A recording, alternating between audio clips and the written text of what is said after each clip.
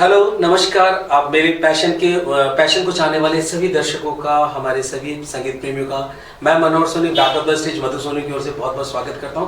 दोस्तों, आज शनिवार है, सुबह के 8 बज गए। आशा है कि आप भी चाय के कप के साथ हमारे साथ बैठने के लिए तैयार होंगे। तो हम हाजिर हैं अपने वादे के अनुसार, और आज हमारे साथ फिर आप हमारे सामने दो गेस्ट देख रहे हैं। हमारे साथ आज प्रत्युल श्रीवास्तव भैया बैठे हुए हैं साथ में, और साथ में विमला भाभी जी बैठी हुई हैं। अब बहुत सारे लोग जो हमारे संगीत से जुड़े हुए हैं, जो हम लोग को जानते हैं या पैशन के आसपास हैं, वो जानते हैं प्रत्युल भैया कौन है। लेकिन जो लोग नहीं जानते, जो हमें टीवी चैनल पे अभी हमको पहली बार देख रहे हैं या फिर आज आप सब देख रहे हैं, उनके लिए बताना बहुत ज़रूरी है कि प्रत्युल भैया कौन है।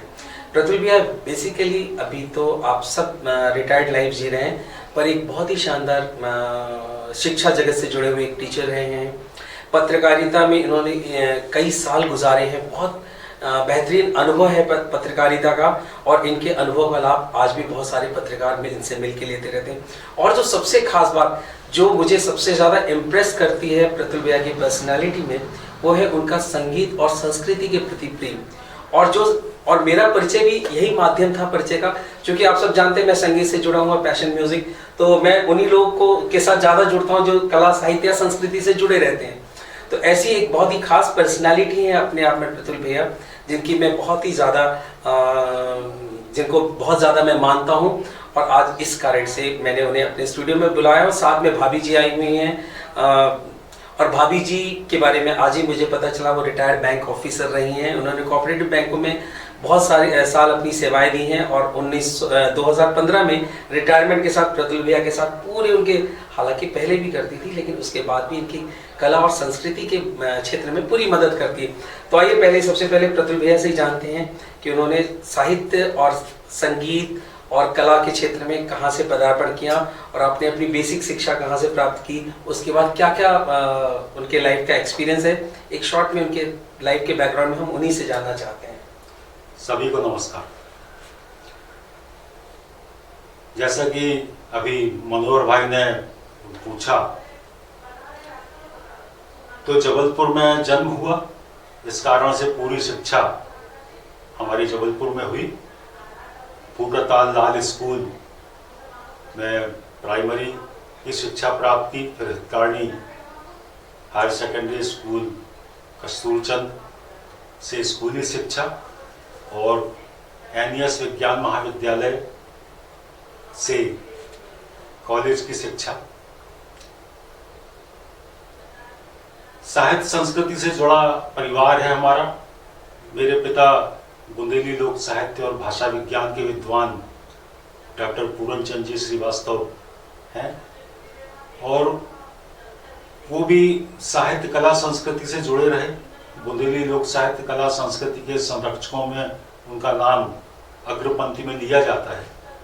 और ये कहने ठीक होगा कि मुझे अपने परिवार से ही साहित्य कला और संस्कृति में रुचि प्राप्त हुई, जिसे जो नगर के मेरे समय के जो सीनियर लोग थे, उनके साथ मिलकर उसका विकास हुआ और कुछ करना मैंने सीखा।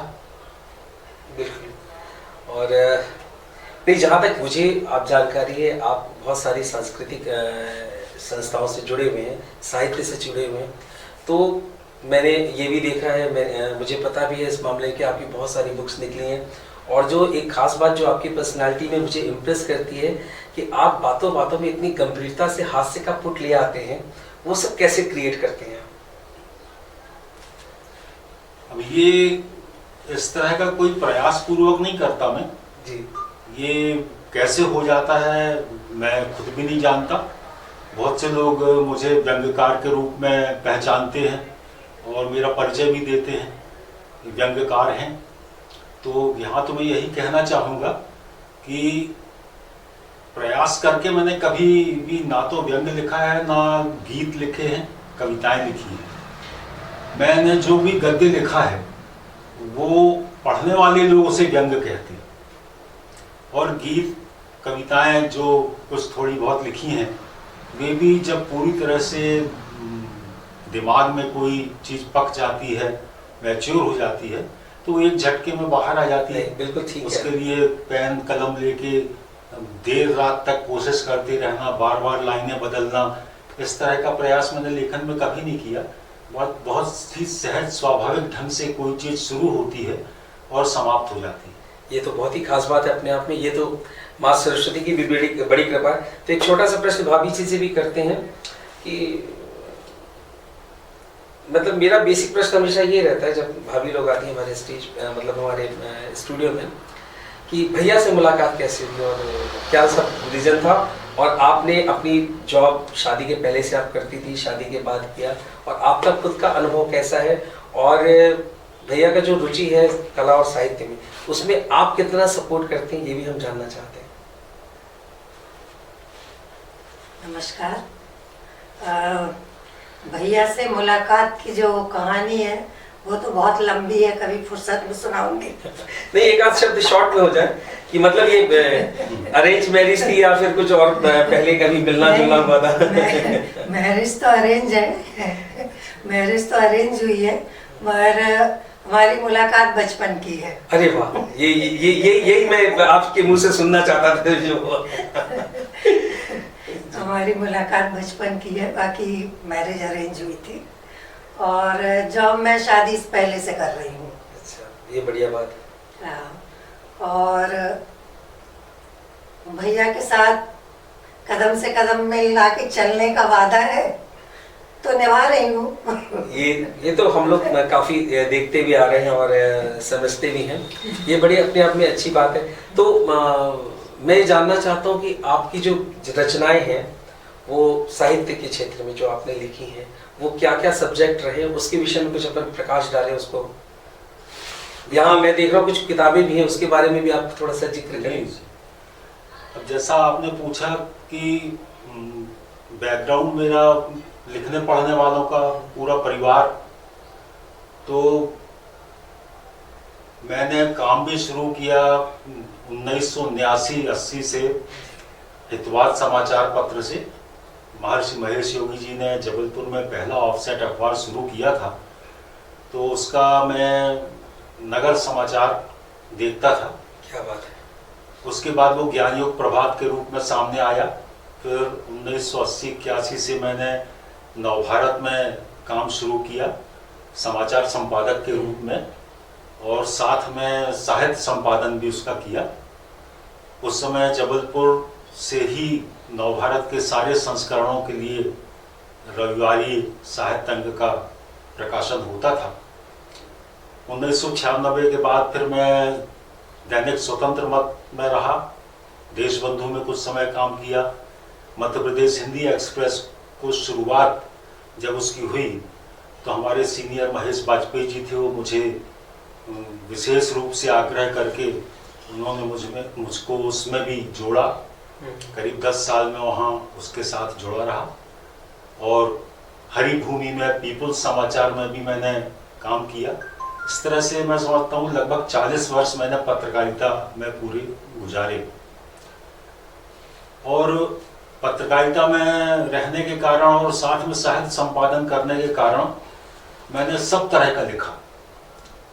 राजनीतिक भी लिखा जी, क्या चल रहा है, क्या संभावना है, क्या हो सकता है आगे चल के राजनीति में, कौन सी परिस्थितियां पैदा हो सकती हैं, इससे संबंधित लेख, समसामयिक लेख पर्यावरण पर और हमारे नगर आसपास के क्षेत्रों को लेकर, व्यक्तित्वों को लेकर, जो पर्सनैलिटीज़ हैं उनके ऊपर भी बहुत लिखा।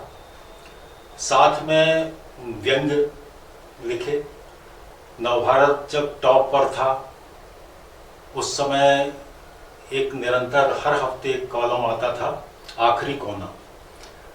तो वो आखिरी कोना इतना पॉपुलर हुआ कि लोग आखिरी कोने से पढ़ना शुरू करते थे। क्या बात है, ये तो और बड़ी बात है। वो लगभग 6-7 वर्ष तक लगातार लिखा। बहुत बढ़िया। इसी तरह से स्वतंत्र मत में अलसेट नाम का एक कॉलम लिखा। एक अखबार के लिए मैं तिरछी नज़र करके लिखता रहा, और आजकल एक कॉलम चल रहा है व्यंग्य का बात बतंगड़। तो इस तरह से लगभग 1000 से ज़्यादा व्यंग्य में लिख चुका हूँ। साथ में आकाशवाणी के अलग अलग केंद्रों से, भोपाल से, जबलपुर से, नागपुर से समय समय पर वार्ताओं का, व्यंग का, कविताओं का प्रसारण भी होता रहा। तो ये यात्रा चलती रही और अभी भी चल रही है। अभी भी मैं घर से ऑनलाइन काम कर रहा हूँ, कई अखबारों के लिए अलग अलग तरह की चीज़ें लिख रहा हूँ। बढ़िया, ये तो काफ़ी खास बात है। तो चलिए, कुछ आपकी व्यंग्य की कुछ किताबें हैं जिसमें आपने व्यंग्य के स्वरूप में कुछ लिखा हुआ है, उसकी तिरछी नज़र मुझे नज़र आ रही है। हाँ, तो ये अच्छा, आपकी तीनों पुस्तकें यहाँ हैं। तो एक मैं अपने सारे व्यूअर्स को दिखाना चाहता हूँ। एक भैया की कुछ यहाँ पुस्तकें हैं। एक तो देखिए अलसेट है, और दूसरी ये आखिरी कोना हास्य व्यंग्य है। ये आसानी से आपको उपलब्ध हो सकती है पुस्तक, आप हमसे भी संपर्क करके ले सकते हैं। और एक तिरछी नज़र, ये तीनों ही पुस्तकों में बहुत ही शानदार सामान्य रूप से हास्य का पुट कैसे निकलता है, और बहुत सारे सब्जेक्ट पे कटाक्ष भी है इसमें। आप पढ़ेंगे आपको बहुत आनंद आएगा, ऐसा मुझे लगता है। और चूंकि कल अभी होली बीती है, कल खूब सबने रंगबाजी की, आज शनिवार है, तो कुछ मैं चाहता हूँ कि 2-4 शब्द कुछ ऐसे होली पे संदेशनुमा दर्शकों तक पहुँचने चाहिए आपके अपने स्टाइल में। नहीं, निश्चित रूप से होली हमारा सांस्कृतिक उत्सव है, और वर्षों से, हजारों वर्षों से हमारे देश में होली का त्यौहार बड़े उत्साह के साथ, बड़े मिलन भाव को लेकर मनाया जाता रहा है। लेकिन एक विसंगति कहा जाना चाहिए कि स्वतंत्रता के बाद कुछ वर्षों, तो कुछ दशकों तक होली को बड़ा विकृत बना दिया गया था लोगों के द्वारा। न सिर्फ हमारे शहर संस्कारधानी जबलपुर में, वरन देश के अनेक क्षेत्रों में होली के त्यौहार को हुड़दंग का त्यौहार बना दिया गया। लोगों के साथ मारपीट, दुर्व्यवहार, गाली गलौज, उनको उठाना, पटकना, कीचड़, गोबर, लोग भयभीत होने लगी थी। होली से रंग पंचमी तक कुछ दिनों तक वो तो एक सामान्य व्यक्ति घर से निकलना पसंद नहीं करता था। बिल्कुल सही कह रहे हैं आप। तो एक संस्था है गुंजन कला सदन, 63 वर्ष हो गए जिसको, और मैं गुंजन कला सदन में संयोजक हूँ। और मुझे ये बात बताते हुए बड़ा अच्छा लग रहा है कि गुंजन कला सदन के संस्थापक ओंकार श्रीवास्तव जी और गौरी शंकर केसरवानी जी, साथ में हमारी संरक्षक रत्न कुमारी देवी राज्यसभा सदस्य थी, जो इंदिरा गांधी की बहुत अच्छी मित्र थी। इन सब लोगों ने संस्था के सदस्यों के साथ बैठक करके ये तय किया कि हम होली के सांस्कृतिक पक्ष को फिर से सामने लाएं, और ये जो घटनाएं हो रही हैं और होली का वो विकृत कर दिया गया है, इसमें सुधार लाने का प्रयास करें। तो एक योजना बनी रसरंग बारात की। रसरंग बारात का स्वरूप कैसा हो, बहुत विचार मंथन हुआ, फिर ये तय हुआ कि इसमें जितने भी लोग शामिल हों बारात में, वो सब दूल्हे के वेश में हों। क्या बात है, बहुत सारे दूल्हे। हाँ, हजारों की संख्या में दूल्हे, सारे लोग साफा पहने हुए, वो दूल्हे जो हार पहनते हैं वो पहने हुए, तिलक लगाए हुए, पैदल घोड़े पर बैठकर, हाथी पर बैठकर, बग्घियों में सवार होकर, बैलगाड़ियों में सवार होकर, साथ में कुछ गधों की टोली भी, गधों पर भी लोग सवार। उस समय एक बड़ा अच्छा प्रसंग है कि जो बारात जबलपुर नगर के छोटे फुहारे से मिलोनीगंज क्षेत्र से शुरू होती थी और कमानिया, कोतवाली, फुहारा, लाडगंज होते हुए मालवीय चौक से मोटर स्टैंड तक जाती थी। हजारों लोगों के जुलूस निकलता था, उसमें गुलाल उड़ाता हुआ। उसको देखने के लिए सड़क के दोनों ओर बड़ी संख्या में लोग इकट्ठे होते थे, और ऐसा वातावरण बना कि बारात शुरू हुई, अपने आप लोग जुड़ते गए, धीरे धीरे उसकी कीर्ति चारों तरफ फैली, और टीवी चैनलों के माध्यम से, समाचार पत्रों के माध्यम से वो पूरे देश की अनोखी रसरंग बारात बन गई। बहुत बढ़िया। जिन क्षेत्रों से कुछ लोग होली के समय निकलना पसंद नहीं करते थे, वो क्षेत्र बड़े शांत हो गए। सारे लोग रात में शामिल हो जाते थे, सुबह देर तक सोते थे, रंग गुलाल लेके मिलते थे, और कुछ वर्षों में वातावरण बिल्कुल बदल गया। बहुत बढ़िया। बारात में बड़ी संख्या में महिलाएं भी शामिल होती थी, लेकिन सब दूल्हे के वेश में। ये और बड़ी बात है। जी। वही मैंने देखा पिछली कुछ clippings और में भी। हमारी रसरंग बारात में जो गधे शामिल होते थे, गधों पर बैठने के लिए बड़ा कंपटीशन रहता था। अच्छा। लोग कहते थे गधों पर बैठने, मैं बैठूंगा। और जो विधायक भी गधे पे बैठा वो मंत्री बन गया। क्या बात है। ये उसकी एक खास बात। ये बहुत बड़ी बात है। हाँ। लेकिन आने वाले वर्षों में वो रसरंग बारात का स्वरूप बदलना पड़ा, क्योंकि जो उसका जुलूस पथ था, उस पथ पर जगह जगह अंडे गड़ते थे, होली का दहन किया जाता था, तो मार्ग संकीर्ण हो जाता था, यातायात में बाधा उत्पन्न होती थी, पुलिस व्यवस्था करना पड़ती थी। और उस जुलूस के कारण होली का दहन की रात में कुछ लोगों को परेशानी भी होती थी। सही। तो लगभग 18-20 वर्ष ये बारात चली। उसके बाद फिर बारात को एक स्थल पर समारोह में के रूप में बदल दिया गया, और अब ये 29वां वर्ष है।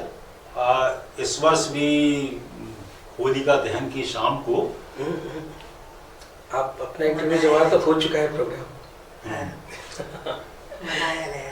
कट करना यहाँ से। ठीक। हाँ, अभी जैसा आप इसको ऐसे बोल सकते हैं, अभी इस वर्ष भी आपने देखा बस ऐसे करके।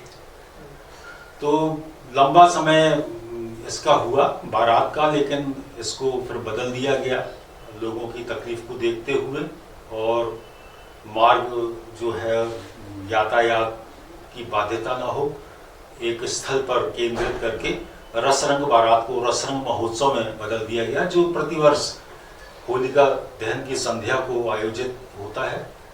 रसरंग महोत्सव में मुख्य रूप से होली के गीतों पर नृत्य आयोजित होते हैं।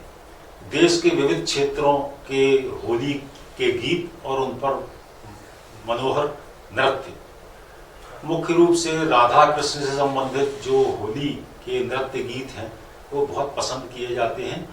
बहुत बड़ी संख्या में लोग उपस्थित होते हैं। सारे दर्शक, आयोजक और जो अतिथि हैं उनको द्वार पर दूल्हे के रूप में सुसज्जित किया जाता है। उसके बाद फिर वे हॉल में पहुंचते हैं और पूरे आयोजन का आनंद लेते हैं।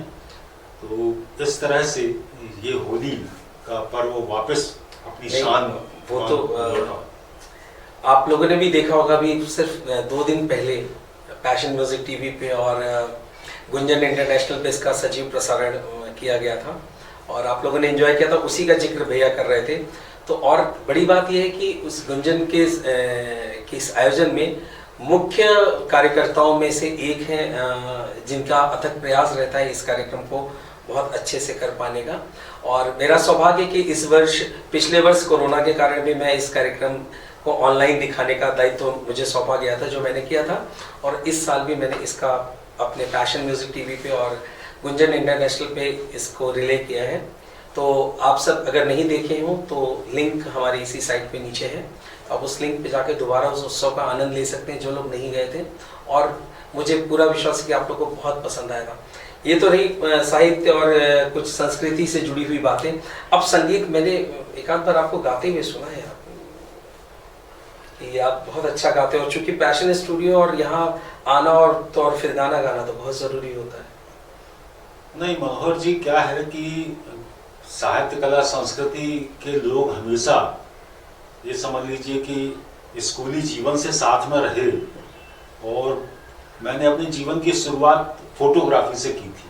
बहुत लंबे समय तक मैंने विद्यार्थी जीवन में, मैट्रिक के बाद, बीएससी करने के बाद तक जब मैं एमए कर रहा था, उस समय तक मैंने प्रेस फोटोग्राफी की, बहुत सी शादियां कवर की, बहुत सी पिकनिक, बहुत से सांस्कृतिक आयोजन।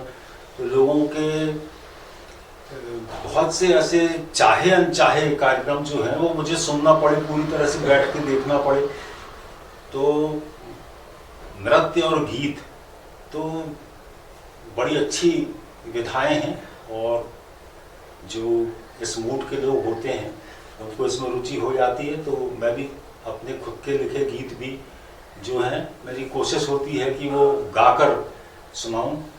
और कुछ फिल्मी गाने भी जो अच्छे लगते हैं गा लेता तो हूँ। कुछ दो चार लाइनें हम जरूर चाहते हैं कि आप हमारे दर्शकों के लिए गुनगुना कर उन्हें सुनाएं।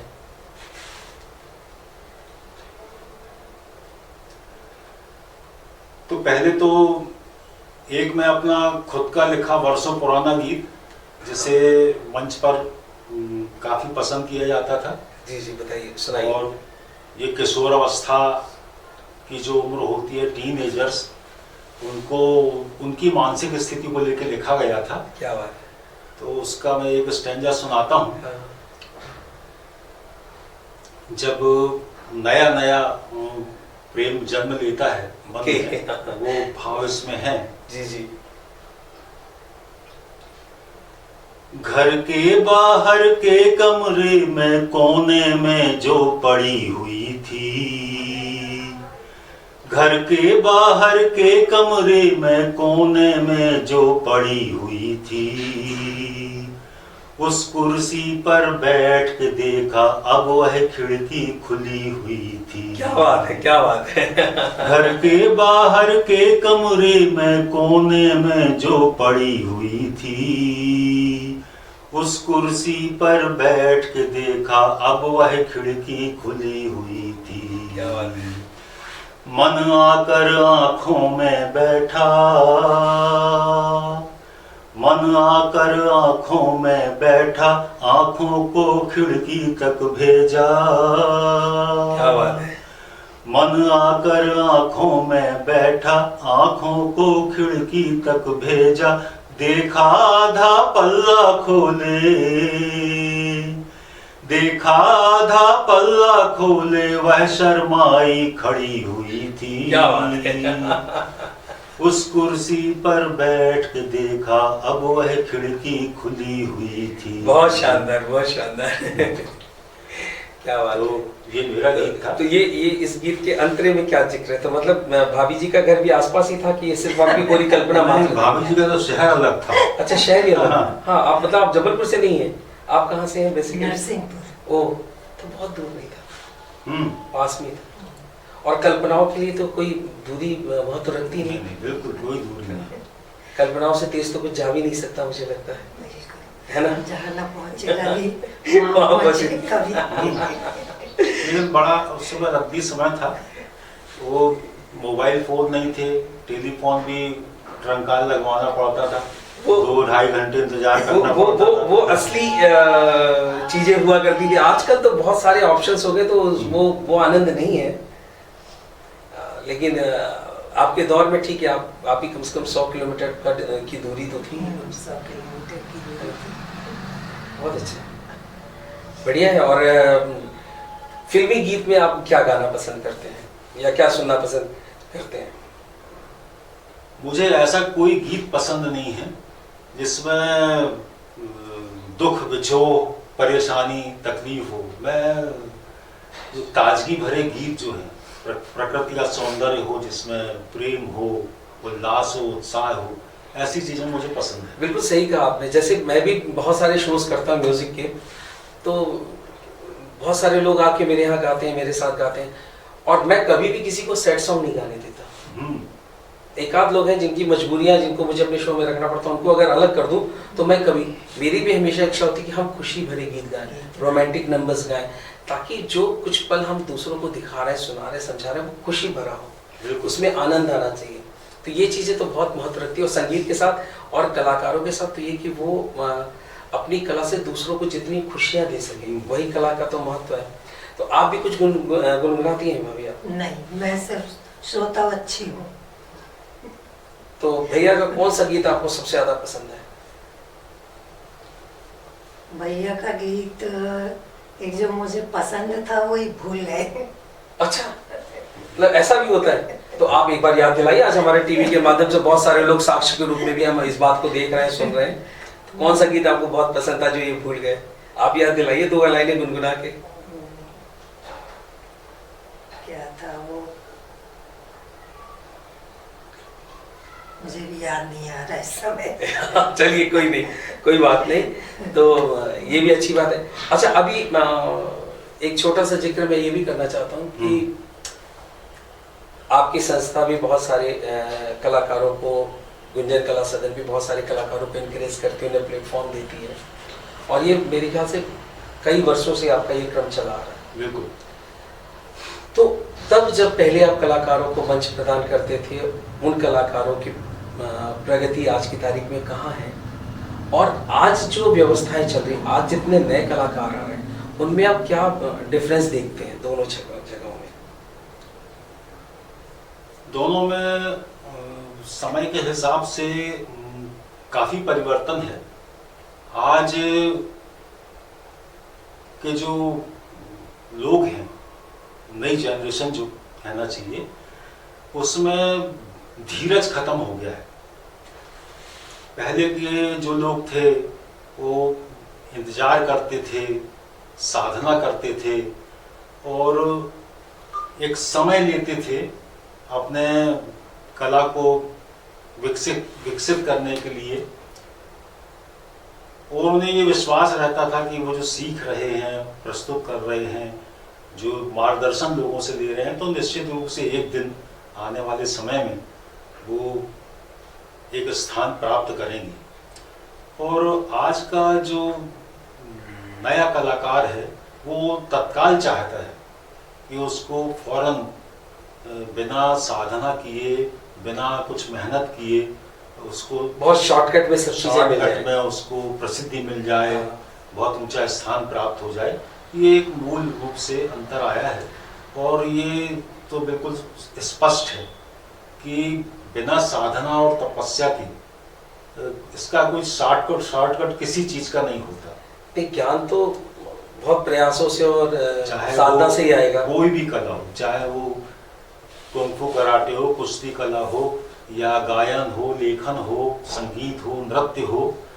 एक कहावत है कि शनय कंथा शनय पंथा शनय पर्वत लंघनम शनय विद्या शनय वित्तम पंचताने शनय शनय। जो कथरी है, पहले कथरी बुनी जाती थी, तो वो धीरे धीरे तैयार होती थी, एक एक टाका लगाना पड़ता था।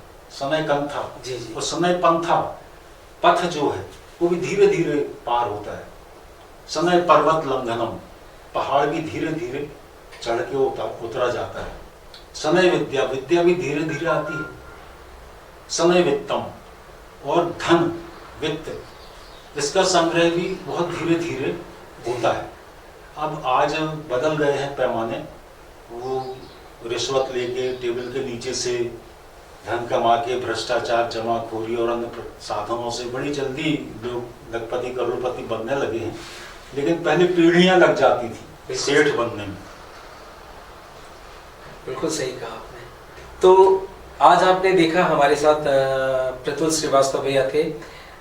एक बात और समझ में आई, कला और संस्कृति का जैसे जैसे जिक्र हुआ, इन्हें ये चीजें विरासत में मिली उनके पिताजी से। तो मैंने काफी सुना है, और मेरा तो सौभाग्य नहीं रहा उनके दर्शनों का, लेकिन मैंने उनके बारे में बहुत सुना है कि आपके पिताजी पूरन चंद जी एक बहुत ही जबरदस्त साहित्यकार थे, और उनका बहुत योगदान है संस्कारदानी को, और खास तौर से बुंदेली भाषा में।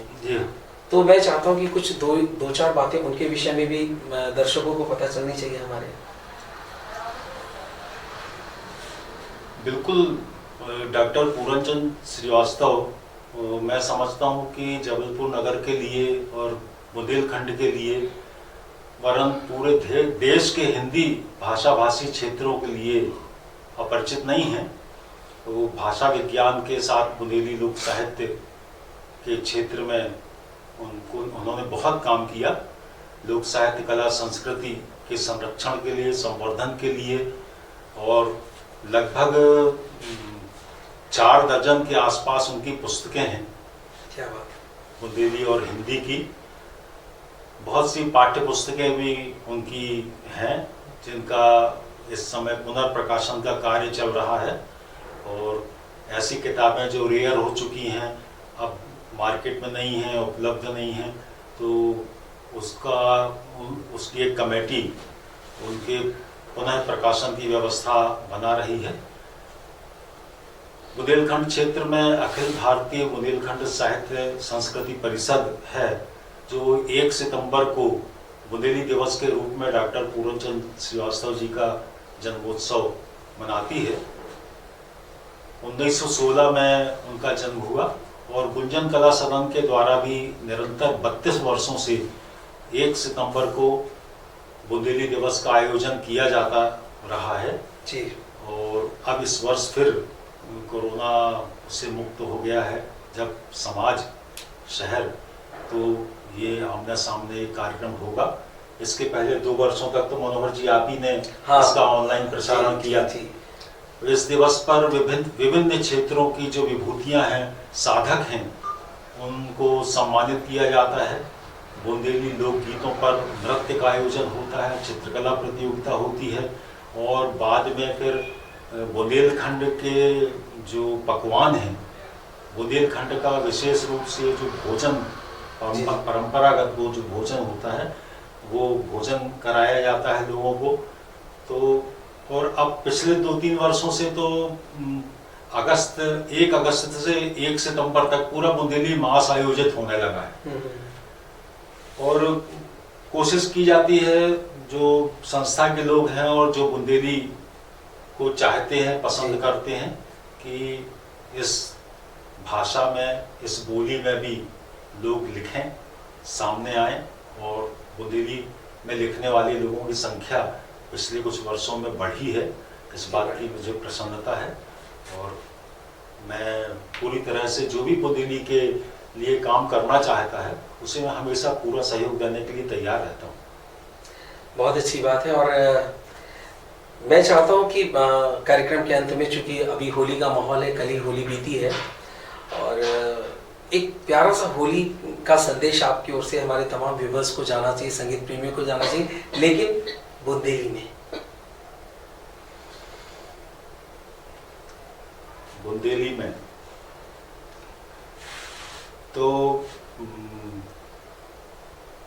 अब बुंदेली में तो हम जो ही कह सकते हैं कि भैया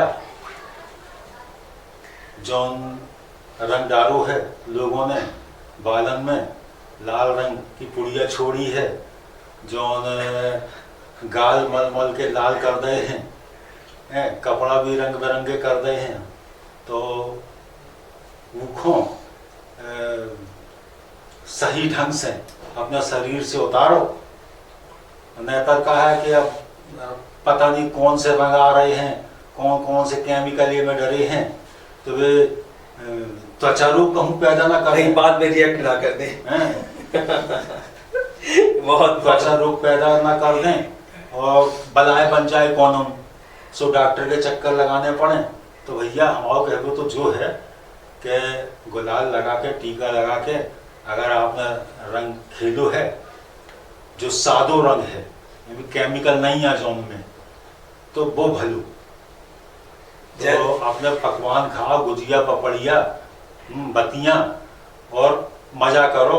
घर में टीवी देखो, खूब आए तो वो ऐसे रंग ना डालो कि जो हम परेशानी में डाले।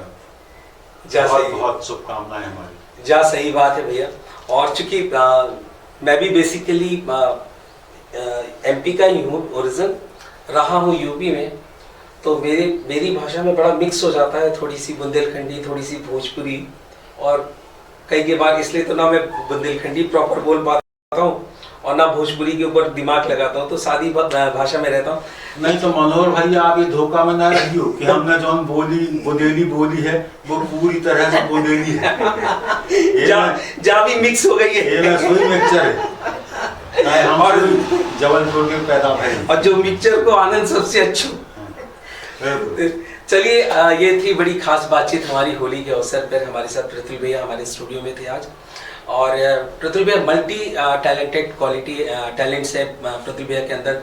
बहुत अच्छे पत्रकार तो रहे हैं, शिक्षक रहे हैं, और बड़ी मृदुभाषी, मिलनसार, वो आप सब जानते हैं, मैं भी जानता हूँ। बड़ा आशीर्वाद रहा है इनका मेरे ऊपर भी, और भाभी जी भी बहुत ही शानदार व्यक्तित्व है भाभी जी का, और एक दूसरे के साथ इन्होंने कदम से कदम मिला के साहित्य और संस्कृति की बहुत सेवाएं की हैं। तो ऐसी पर्सनैलिटीज़ को हम अपने स्टूडियो में पाके पैशन को धन्य मानते हैं। ऐसे ही लोग हमारे स्टूडियो में निरंतर आते रहे। इन लोगों का आशीर्वाद, आप लोगों का आशीर्वाद हम सबके ऊपर बना रहे, और संस्कार धानी की संस्कृति और साहित्य का क्षेत्र यूं ही विशाल रूप लेता हुआ हमेशा आगे की ओर विकास की ओर बढ़ता रहे, ऐसी हमारी माँ सरस्वती से, माँ नर्मदा से कामना है। और अंत में मैं पैशन के डायरेक्टर मधु सोनी से एक रिक्वेस्ट करूंगा कि हमारी स्टूडियो से एक प्यारा सा स्मृति चिन्ह भैया और भाभी को प्रदान करें और फिर हम आप सबसे विदा लेते हैं। अगले सप्ताह फिर शनिवार के दिन सुबह 8 बजे मुलाकात होगी, तब तक हमारा इंतजार कीजिएगा और अगले शनिवार साथ में बैठ के चाय पिएंगे। जी जी, बहुत बहुत धन्यवाद। बहुत धन्यवाद।